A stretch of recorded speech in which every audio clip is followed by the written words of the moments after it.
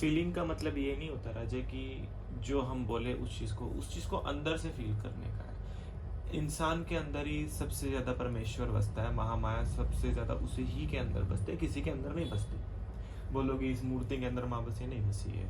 इस मंदिर के अंदर माँ बसी है, नहीं बसी है। किसी स्थान पे बैठी है, किसी तीर्थ स्थान पे बसी है, कहीं नहीं बसी है। बसी तुम्हारे यहाँ है, क्योंकि इसके ध्यान में ये चीज बोला गया है, शब रूप महादेव हृदयात परिम स्थितम, कि शंकर भगवान जो शव की तरह लेट जाते हैं, उनके हृदय चक्र पे जो बैठी हुई देवी, उसी को देवी आद्या महाकाली बोला गया। आया ध्यान कि यहीं पे बसी हुई है और कहीं पे नहीं बसी।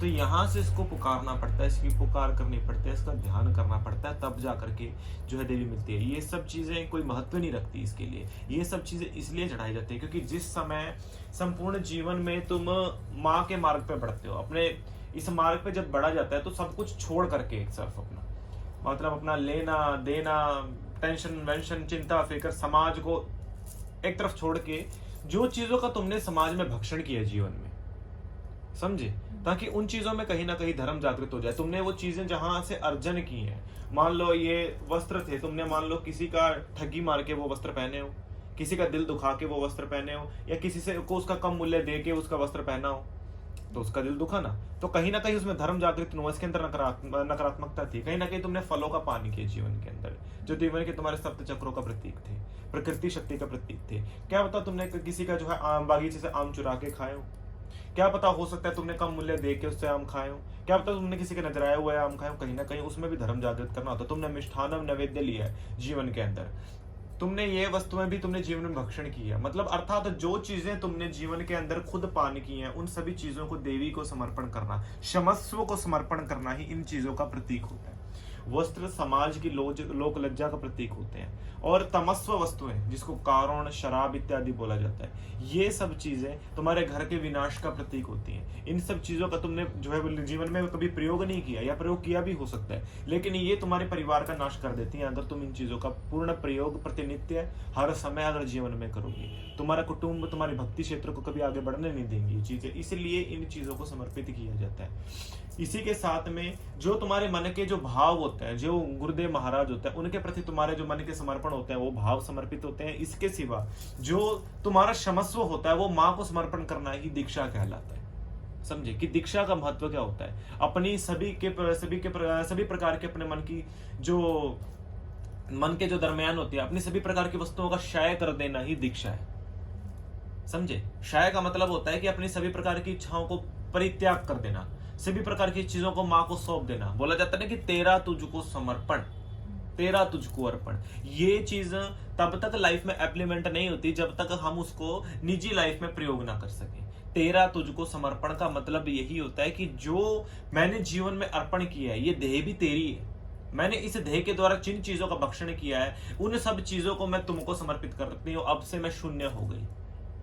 समझे, अब मेरे पास कुछ नहीं बचा, जो कुछ है अब तेरा है, जो कुछ है सब तेरा है। इसके सिवा मेरे पास ना कुछ था, ना है, ना होगा। अब तू ही है जो है।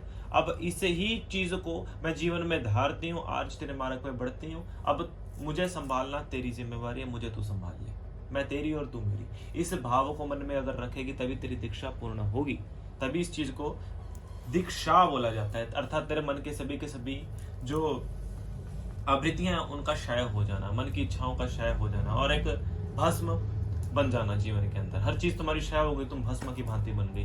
वो भस्म जो भगवान शंकर अपने देह पे लगाते हैं, तब जा करके देवी और शंकर के मध्य तुम्हारा जो है प्रवेश हो सकता है। वही भस्म भगवान शंकर को चढ़ती है, वही भस्म माँ काली को चढ़ती है। समझे, उसी भस्म का महाकाली जो है अपने ऊपर करती है, और उसी भस्म का जो है भगवान शंकर अपने ऊपर लेपन करते हैं। तो यही जीवन में अनिवार्यता होती है, अपने आप को क्षय कर लेना, भस्मांतरी बना लेना।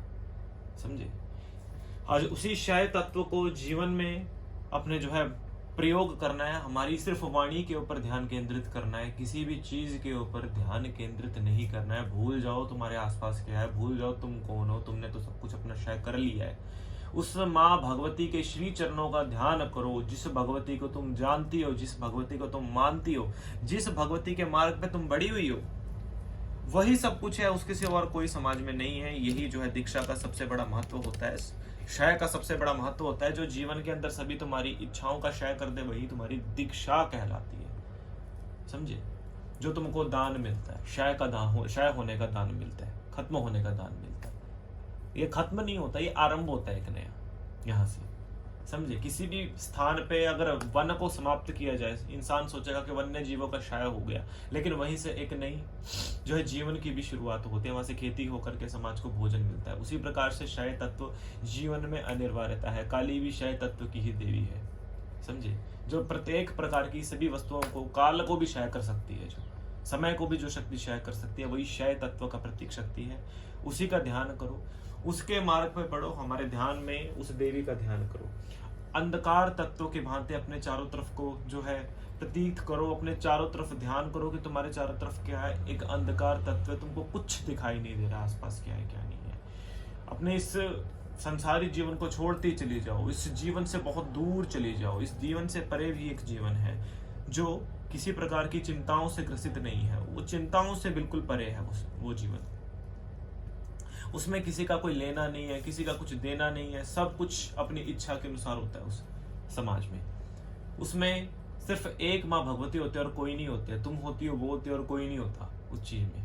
सिर्फ उस शक्ति जगदम्बा का ध्यान करना है, वही शक्ति जगदम्बा तुमको तारेगी, उसी शक्ति जगदम्बा के मार्ग पे तुम बढ़ोगी, वही शक्ति जगदम्बा तुमको आगे जीवन में प्राप्ति देगी। अंधकार स्वरूप अपने आसपास प्रतीत करो। अंधकार स्वरूप दिखाई प्रतीत हो रहा है अपने आसपास, इस चीज को हमारी वाणी पे केंद्रित करो। प्रतीत हो रहा है? हमारा जवाब दो बेटा। जिस क्षेत्र में तुम जा चुकी है उसके आसपास चीजों का देखो।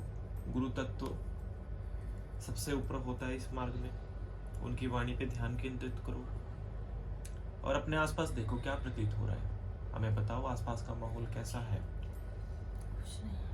अंधकार है। इस अंधकार तत्व में आगे जाओ और आगे जाओ, पता नहीं लग रहा किस तरफ जाना है, रास्ता दिखाई नहीं दे रहा है। अंधकार तत्व से तुमको दूर कहीं एक बिल्कुल सूक्ष्म ऊर्जा, सूक्ष्म बिंदु दिखाई देगा, जिसमें से एक हल्की सी ऊर्जा प्रतीत हो रही है, हल्की सी एक लाइट आ रही है। ध्यान केंद्रित करो उसके ऊपर, अपनी मानस शक्ति से उस चीज का निर्माण करो। उस प्रकाश बिंदु की ओर बढ़ती जाओ, क्योंकि वहीं से निकलने का रास्ता है। आगे जाओ, आगे जाओ। जैसे जैसे आगे जाओगी आसपास का जो अंधेरा है वो छंटता जाएगा, अंधकार तत्व दूर होता चला जाएगा। वो नील प्रकाश जो सुबह सुबह की, जो जैसे सूर्य निकलता है तब नीला नीला जैसे अंबर में प्रकाश होता है, वो नील प्रकाश तुमको प्रतीक होगा। हो रहा है प्रतीक? ढूंढने का प्रयत्न करो इसको, इस नील प्रकाश को, इसको फील करने का कोशिश करो, इसको अपने अंदर समाने का कोशिश करो, इस तत्व में मिलने की कोशिश करो। दिख रहा है नील प्रकाश? ये नील प्रकाश तुमको जो है चारों तरफ दिखाई देगा। इस नील प्रकाश की ओर आगे बढ़ते जाओ। जैसे जैसे बढ़ते जाओगे ये नील प्रकाश और तेज होता चला जाएगा। इस नील प्रकाश को और ज्यादा जो है अपने अंदर उतारने का कोशिश करो, ये और ज्यादा तीव्र होता जाएगा। धीरे धीरे करके जो है तुम्हारा सारा का सारा जो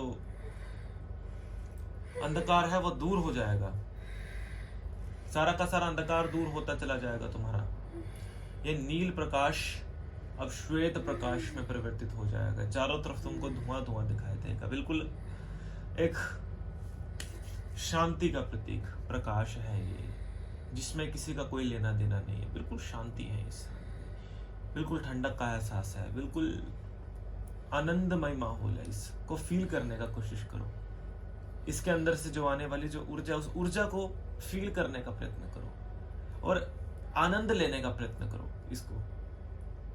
इसको अपने जीवन में उतारने का प्रयत्न करो। इसी के साथ आगे आगे और बढ़ती जाओ। बिल्कुल आनंद आएगा, मंद मंद सुगंध तुमको आएगी क्षेत्र से, ऐसी जो तुमने जीवन में कभी जिसको ना जाना है ना समझा है परखा, लेकिन आनंद है इसमें, कहीं ना कहीं शांति है इसमें। इस शांति तत्व में तुमको और आगे जाना है। आगे जाओगी, आगे जाओगी और जाओगी, तुमको एक निर्जन सा स्थान दिखाई देगा। ये जो ऊर्जा है ये एक ज्वाला से आ रही है, जो एक निर्जन स्थान पे जल रही है। दिखाई दे रही है ज्वाला? उस ज्वाला को जाके देखो। ये ज्वाला किस शक्ति से आ रही है? ये शमशान में जल रही है? ये कहाँ जल रही है?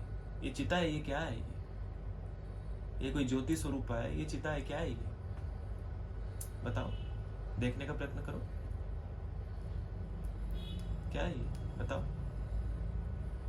ज्योति स्वरूप। इस ज्योति के आसपास देखो, क्या है? कोई देवी का मंदिर है, कोई निर्जन स्थान है, क्या है इसके आसपास का भौगोलिक क्षेत्र कैसा है?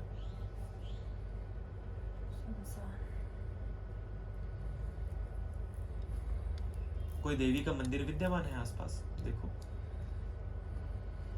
काली, महाकाली, भद्रकाली।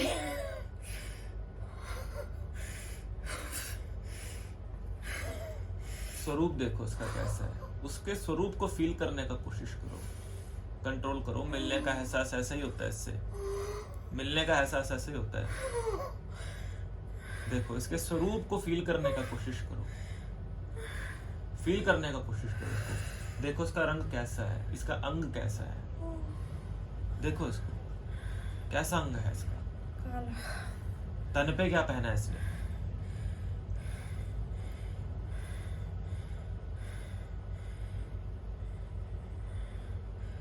मुंडमाल।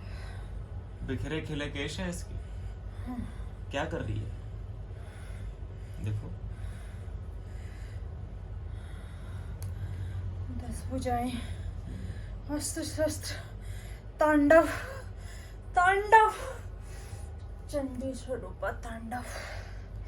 इस स्वरूप में इसको बोलो कि ये तांडव बंद करे अपना। तांडव स्वरूपा में इसको जो है ध्यान नहीं करना है इसका। बोले तांडव हमारे लिए नहीं है, तांडव दुष्टों के लिए। हमें इस घोरा स्वरूपों से दूर होकर के हमें जो है प्रेममय स्वरूप में आकर के मिलने का प्रयत्न करो।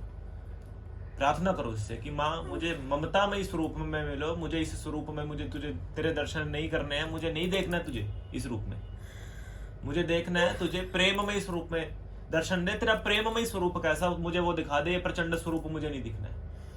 बोल इसको। स्वीकारेगी, अपना स्वरूप त्याग देगी, एक सुंदर स्वरूप ले लेगी। कैसा स्वरूप है इसका? प्रार्थना कर इससे। मानती है ये, बहुत पल पल पर मानती है बच्चों की ये। बोल, मानेगी? हाँ। कैसा स्वरूप ले रही है? शांत, 4 भुजाओं वाला रूप, मुस्कुराते हुए, जीवा निकली हुई। आसपास कौन है इसके? देख, प्रयत्न करने का कोशिश कर। कौन है? देख, कौन है आसपास इसके? महादेव। क्या कर रहे हैं? महादेव क्या कर रहे हैं? बोल। मुस्कुरा रहे हैं, हंस रहे हैं। बाबा से बात करने का प्रयत्न कर। प्रणाम बोल बाबा को, आशीर्वाद ले, चरण स्पर्श कर उनके।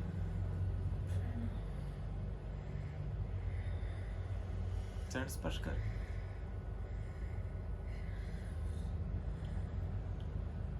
आशीष दिया बाबा ने? हाँ। हाँ। माँ और बाबा को जो है ध्यान में अपने जो है केंद्रित करो। ओम नमो परमानंद मूलम ब्रह्म पूर्ण चित्तम परिपूर्ण श्री महाशंकर आदिपते संग श्री माँ कामरूपिणी कामाख्या देव्यै नमः। माँ का और भगवान शंकर का ध्यान करके माँ और शंकर भगवान को अपने हृदय से जो है अपने मानस विधि से पुष्प समर्पित करो। पाँच जाओ नाना सुगंधाणी पुष्पाणी जाति चंपक पुष्पाणी गंध कृपा मूल महापरमेश्वरी गन गन चंपक चंपक मालते मोरादि वजन दे तो चंपनादि पुष्पादि समन्वित। भगवान शंकर को भस्म प्रिय है। तुम्हारा देह भस्म हो चुका था उस काल में, उस भस्म को भगवान शंकर के चरणों में समर्पित कर दो। नाना अलंकार रहते महावस्त्रे समन्वितम शिव स्म कामरूपिणी कामाख्या देवी संस्थे मां पुण्यतम महाभस्मांतरी समन्वितम शिव स्मृतम नमः। ये भस्म को भगवान शंकर को समर्पित कर दो। माँ को और भगवान शंकर को दोनों को ये भस्म समर्पित कर दो। बोला तेरी हूँ, संभाल ले, स्वीकार ले। स्वीकारा? ये भस्म से होली भी खेलते हैं, याद रखना। ये दोनों खेलते हैं, दोनों खेलते हैं। तो ऊपर उड़ाओ इनके इस भस्म को।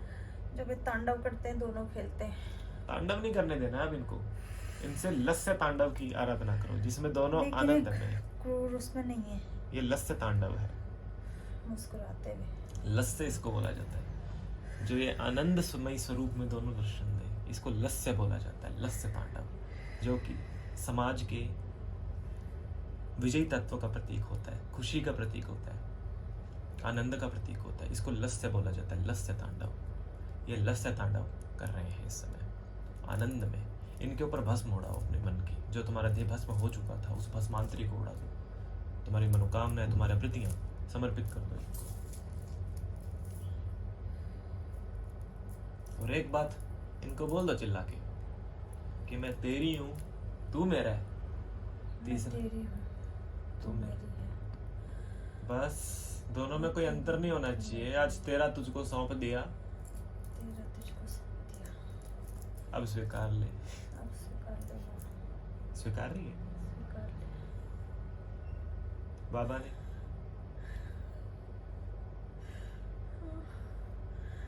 वो हमेशा से ही स्वीकारते हैं। गले से लगा उनको दोनों को, गोद में खेल उनकी।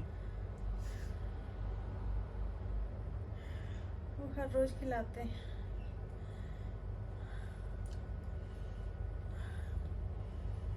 वचन ले, बोल माँ मुझे वचन चाहिए पहला।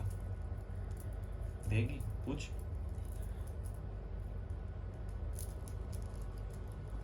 पूछ माँ से। हाँ, पहला वचन, माँ मुझे कभी छोड़ के नहीं जाएगी, बाबा मुझे कभी छोड़ के नहीं जाओगे, जीवन भर मेरा साथ रहोगे, जीवन के साथ भी, जीवन के बाद भी। वचन दिया। दूसरा वचन और ले कि माँ जीवन में सभी प्रकार की अनुभूतियां, सभी प्रकार के कष्ट, विपदाएं, सभी प्रकार की, जो कि मेरी समाज की हर प्रकार की जो समस्याएं हैं, जो विपदाएं हैं जिनसे समाज ग्रसित है, जिनसे मैं ग्रसित हूँ, उनका पल में निवारण आप कर दोगे। आपके इस दरबार में, इस बच्ची के दरबार पे या मेरे पास अगर कोई आए तो उनका सबका कल्याण हो, जिस पे है उसका भी, जिस पे कुछ भी नहीं है उसका भी, सबकी सब प्रकार की मनोकामनाओं को मैं पूर्ण कर सकूं। ऐसा आशीष दो। दे रहे हैं मुझे? वचन दिया। तीसरा और अंतिम वचन, मेरे इस जीवन को मैं आपको समर्पित करती हूँ। आप मेरे और मैं आपकी। मुक्ति नहीं चाहिए, भक्ति चाहिए। जो चाहिए आपका चाहिए, जो कुछ है आपका है, आपको समर्पित है। अंत वचन में ये चाहती हूँ कि जब तक इस समाज में रहूं, अंत आपके चरणों में जहाँ विलीन हूँ, उसके बाद मुझे ना तो मुझे पैदा होना है, ना मुझे वापस आना है। अगर ये चीज़ अपने चरणों में अगर वापस ले लेते हो, अपने भस्म को अपने चरणों में पुनः लगा लोगे सेवा के उपरांत, तो मैं सेवा मार्ग पे आपके लोगों दे रहे हैं वचन। वचन दिया। माँ और क्या चाहिए? और जिस समय मैं याद करूँ, स्मरण करूँ, आप मेरे सामने आ जानी चाहिए। माँ, जिस समय मैं तुम्हें याद करूँ, तुम मेरे सम्मुख प्रत्यक्ष जैसे अब खड़ी हो जाना, जैसे अभी खड़ी हो ऐसे ही खड़ी हो जाना। क्या बोल? प्रत्यक्ष खड़ी होना माँ, प्रत्यक्ष खड़ी होना। क्या बोल? स्वीकार है माँ, बोलो माँ। क्या बोल रही है? बोल। हर प्रकार से स्वीकार है, हर प्रकार से स्वीकार है, हर प्रकार से स्वीकार है। प्रणाम कर माँ को और पीछे हो जा। मिल गई, पीछे हो जा, पीछे पीछे पीछे पीछे।